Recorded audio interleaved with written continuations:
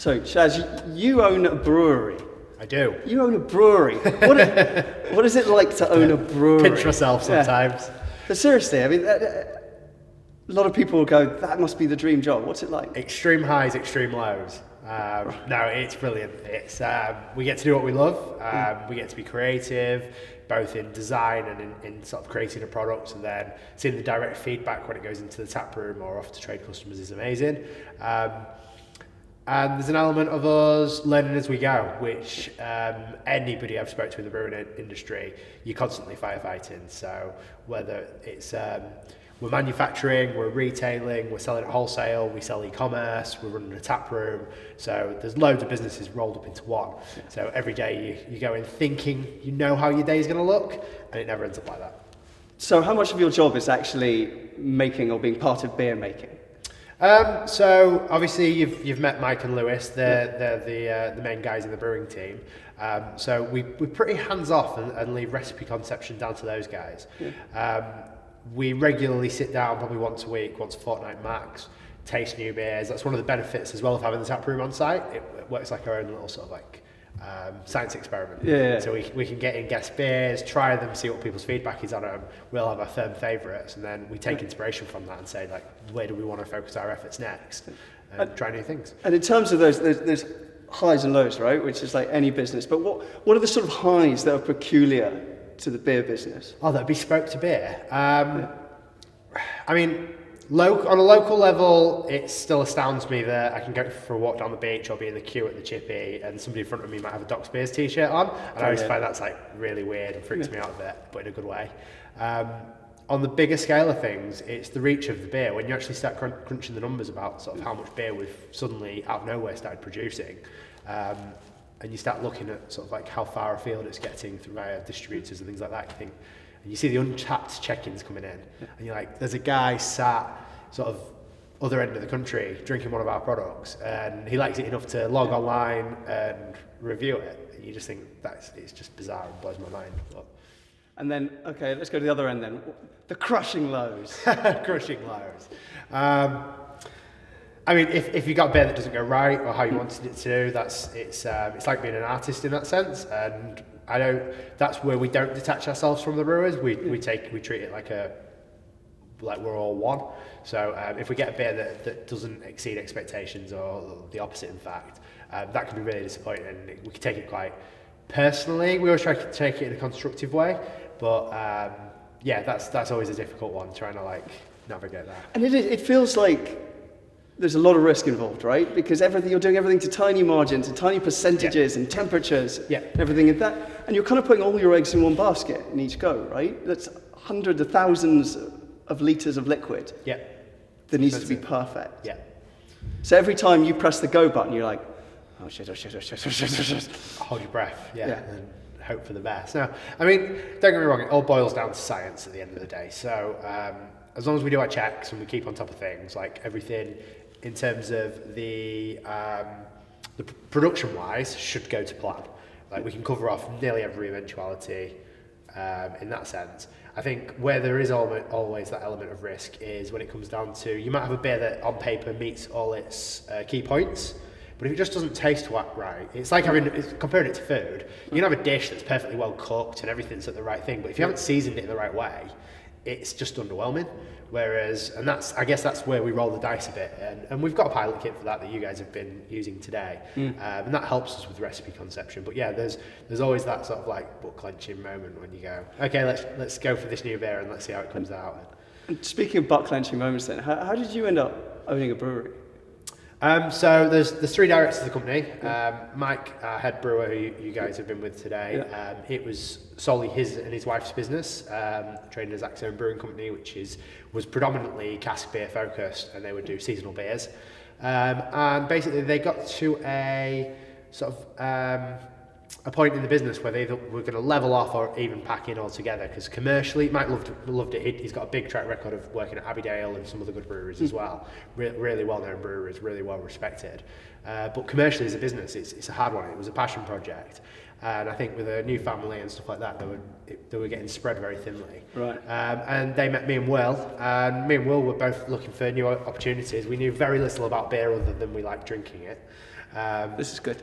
But other than that, it was kind of like we felt like we had a base understanding from our previous roles into like how to build a brand, how to day-to-day operation of a business, and as long as Mike could tick those boxes and bring good beer to the table, we felt like we had a winning team, and more or less it's gone like that. So we've been very lucky. And if you looking back on it now, right? Because you've got quite a serious operation going downstairs, and it's getting bigger.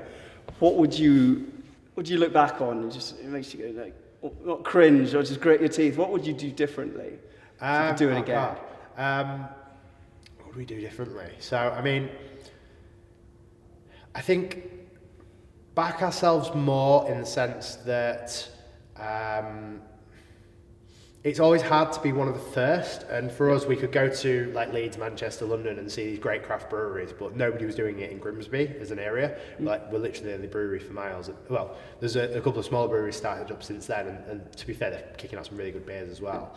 But at the time when we opened, there was nobody for miles, and I guess it was questioning whether the town warranted a brewery, how we would get going, and I think we were quite focused on keeping the business afloat in the first few months. And actually we didn't even really need to worry about that. The minute we opened the doors, it was like we hit 1 year projections like month one.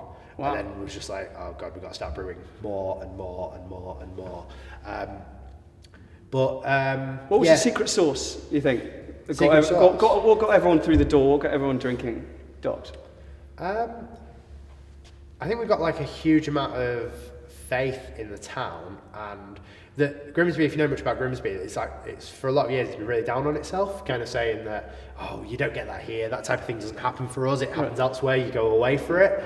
And we kind of just went, no, it's happening here. We're gonna bring what you expect from a city into town. And just hell yeah, Grimsby type of thing, and that helped us work on a local level. But all along, even from conception of the name, we didn't want to become Grimsby Brewery. We wanted to be Docks Beers. That was a brand that we felt that could translate nationally, and we really wanted to be like unassuming and kind of like representative of who we are as people, which is just kind of like honest, hard-working people that we're not sat in golden towers, sort of like, oh, we'll own a brewery today. It's like prior to this chat, I've literally been on top of a shipping container drilling holes and feeding pythons through for our new cellar setup. So it's like we're very hands-on, and we all found that we loved craft beer, and sometimes it just wasn't accessible enough. Especially in this area, so it was just about finishing work and being able to get hands on a good pint. And it's like, in the sense of the formula, that was the formula. It was just a real simple product that was a high quality craft beer that we couldn't find locally, and just making it accessible, I guess. And what do you do next then? Because that's it's a common business problem, right? You hit your core audience. You know your core audience really well. You smash it out of the park with them, which you've clearly done. What do you do next to make Docks this global phenomenon? So when you also like fold in a worldwide pandemic as well, that all makes it a lot more trickier. But essentially you're reinventing the wheel all the time. So you get one operation running smooth, whether it be the tap room, and straight away the space we're in now is our academy space, which is our sort of music and arts space that we opened about a month before the first lockdown. That was really, really poor timing. So talking about mistakes, that was really bad timing, but one that we couldn't really help. I guess we get the project finished and it's like moving on to the next project, the next project, the next project. So we kind of feel like we've offered our local offering now. We've mapped that out. We've set a stall for that, which is the tap room, the local produced beers that are in a lot of our local pubs and things like that. And then obviously the academy, which offers the arts and events and the culture space that we wanted to bring to the town, and we think has a really good synergy with the brewing and the brand. Next for us, like, as you say, is to roll that sort of like nationally, and one day with Elon Musk's help interstellar. But until then, I guess it's working with wholesaler relationships, building our core products, and basically increasing capacity and production. The more beer you produce, and again, the more complex it quite simply gets. It's a large volume item, so in terms it takes a lot of room for storage, so you've got to be really efficient with brewing it and getting it straight out the door. And I guess getting our brand outside of Lincolnshire, really. So one of the big benefits of COVID for us is it's really put a rocket under our e-commerce operation. And we've found that we're getting sales up and down the country, which is absolutely amazing. And we've picked up a lot of followers outside sort of like the county. And we won't really want to start developing on that. So I think as lockdown eases, we're going to be doing a lot of tap takeovers at pubs up and down the country, talking more and more to wholesalers, attending more and more beer trade shows. We were quite thin on the ground on that the first couple of years because we were hitting our head against capacity. And if you can sell all the beer you've got locally, why go to a trade show in London to tell somebody you haven't got the beer to provide them type thing. But as we add more tanks to the operation and more people, that's becoming more and more. Just to give people a sense of the volume downstairs, yeah. If you would fill, say you filled all your tanks for a run of a particular beer, how many cans of beer are you talking about running out from there? Top of my head really quickly, so at the minute that's about 15,000 litres, so if you was going to go into a 330ml can, roughly 45,000 cans. And that sounds like an enormous amount, right? But if you're talking about a big volume business, we're small. How does 45,000 cans sit in the scheme of things? Absolutely tiny. There's breweries. It always surprises me because, especially when we start in the early years, you come across breweries that great beers. You might try them for the first time, and you think, oh, who are these guys that have popped up on the scene? And then you log onto the social media, and you're just looking at their operation with your jaw on the floor, going, how many tanks? How big are the tanks? These guys are big or small? Huge operations, and you just go like, how have I never heard of these guys before? They're creating a huge unit of beer. So, I mean. And is that because they're overstepping themselves? I mean, it's hard to say. Everything's on an individual basis, but I think essentially one of the things that we've always helped bolster our business plan is with a very simple understanding that British hospitality generally tracks trends that happen in the States. Right. I'm going to give you some incorrect figures here because I'm going off memory. The best figures? It's completely made up, like a politician. But essentially... you say them with enough confidence. Say them with enough confidence, everybody will believe us. Cut and go again, something like 20% of American craft beers are locally produced, and they're like of the craft origin, so IPAs, pale ales, that type of thing. Lagers not always the number one seller, or if it is, it's closely followed, whereas in the UK market, lager's got by far the biggest portion. In the time when we opened the brewery, I think there was a report done by one of the British beer associations basically saying around 6 to 8% of beer sold in the UK was from sort of like local real ale or cask suppliers, and that had like almost doubled in like 2 years. And since then it's gone to about 11%. We're still only about halfway to what you've seen in the States. Right. So that tells me, if we're to believe that those trends like resonate over to the UK, that you're going to get a bigger shift. And that's what we're hearing from the reps. Like, again, a lot of those guys don't have the figures to back it up. A lot of the guys that are working for the big beer wholesalers that we meet at trade shows and stuff are saying that they're getting a lot of people sort of starting to get into craft beer more and more. So there's still, I mean, 'cause that's the thing, right? Because a few years ago, 2018, when you guys started, even then there were far fewer craft brewers, right? And that number has gone through the roof. So you think even though the market has become not necessarily, I suppose it feels much more saturated, but it isn't saturated. You think this is still a fair way to go? Yeah, definitely. I think the market size itself has stayed pretty steady. I think the big boys are losing ground on it. And I think we're starting to look a lot more like that sort of United States model where a bigger percentage of the pie is distributed across lots of smaller local breweries. And when I say small local breweries, I mean, we're still talking pretty big operations, maybe like 20 times the size of Darks, but they're regional brewers. They're a fraction of what the big boys are doing. But at the same time, you've got to be quite careful with them though, don't you? Because if you look at the cans, you suddenly find actually it's got Heineken printed on there, or it's got Fuller's printed on there, or it's got some other huge brand. And over the last few years, there has been a big rush of those sort of like big brands buying out the smaller brewers. And look, there seems to be a lot of opinions about it in the industry. At the end of the day, I think each one has to be taken on its own merits. And some of those brands have essentially been like chopped up and sent off to the big breweries to just have the right label, the right branded label slapped on it. And other ones have retained full control of their operation of the company. They've kept the directors in as the sort of like key people, and they've really just been helped financially by the big brewers. And I think there's a total spectrum of how these buyouts have happened, and there's some good examples and some bad examples. So what happens for you guys next then, aside from your deal with Elon Musk, obviously? Electric beer! Yeah, Mars, first tap room. The first Martian beer. That'd be amazing. What are you guys going to do next? After trademarking that immediately. Obviously. So for us, really, like I said, I feel like we've really set out a stall locally for Lincolnshire. So we're going to continue to build on that. We've got Lincolnshire's primarily dominated with cask beer. We're starting to actually not grow our range, but increase the amount of pumps we've got across the county for our core cask products. More and more guest keg beers are coming up in the county, so we're hoping to take more and more of those and get our beers into more convenience stores, whether they be independent or like Lincolnshire Co-op and places like that.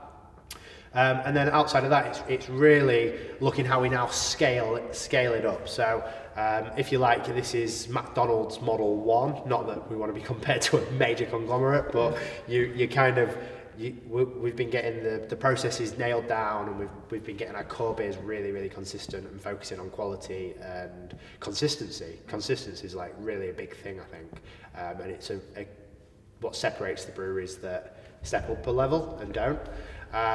And as we do that, we're just going to continue to increase capacity and hope that we can sort of like spread the Docks Beers love up and down. I think that's really the Docks Beers love, because I think my last question for you is going to be, because you don't make it look easy, right? But watching the guys go about the business downstairs, right? Yeah. Everything had its place this time, and it was all working perfectly. But there are plenty of people who I'm sure are really good and who make really good beers, who don't make it. Right? Yeah, lots of them. And let's set the pandemic aside and everything, right? What is it? What's the secret sauce for Docks? For Docks, I mean, all three directors absolutely live and breathe it. Like, I get WhatsApp messages at 5 a.m, 6 a.m, and then it won't be unusual to get something at 11, midnight, do you know what I mean? So it's around the clock. But I think we've had a really clear vision about where we want to be. And we've just pushed each other, dragging and screaming, to get to that point, and we just keep setting ourselves the next task goal. And I think it's very easy to try and keep hold of jobs within the business yourself, when actually we've been really lucky. We've recruited some really, really good people in the team, and then because it's been our baby, we've had to kind of have that like, come on, you're free, you take over now, and you deal with that. And we've been lucky that they have done, and they've owned it, and they've taken care of those. What differentiates your vision from everyone else's? Because everyone's vision, if you go and look at all these beer sites, which we've done, you look at their visions, and they're all the same. We are going to make the world's greatest beer, and we are going to use quality, and we're going to be whatever it is, but the message is always the same. Yeah, so, I mean, it is a tricky one, because I'm not going to stand here and pretend we've reinvented the wheel. I've heard a lot of breweries do that, and it gets a bit cringy, going like, this is new. It's not. It's an age-old brewing method, and we've just kind of, as an industry, modernised it. For us, I guess it's if we want to make really, really good beer that's accessible to everybody, every man and his dog, and we kind of like want people to be able to relate to our brand.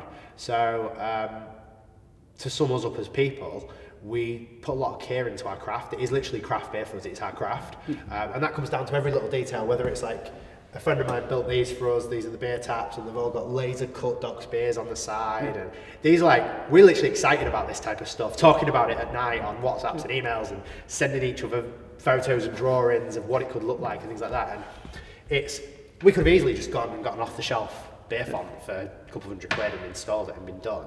But it's about like really fine tuning those and making those little tweaks, and it's things that excite us. And I think it doesn't matter what you do. If you're a cleaner in a brewery, or if you're the director of a law firm, it doesn't matter. You either take pride in what you do or you don't. And I think we're people that take pride in what we do. And I think our brand talks to other people that can appreciate that and take pride in what they do, and they want to drink beer made by people who care about what they're making.